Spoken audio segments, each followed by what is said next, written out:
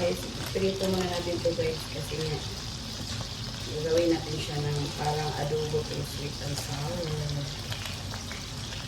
Wala tayong rice for today's video so meron tayong noodles. Gutom tayo guys. Saan ba yung noodles guys? Ito yung kanin natin. Diba?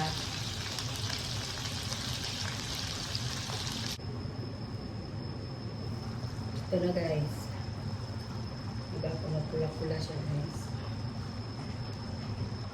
Ginamit ko kasi nasa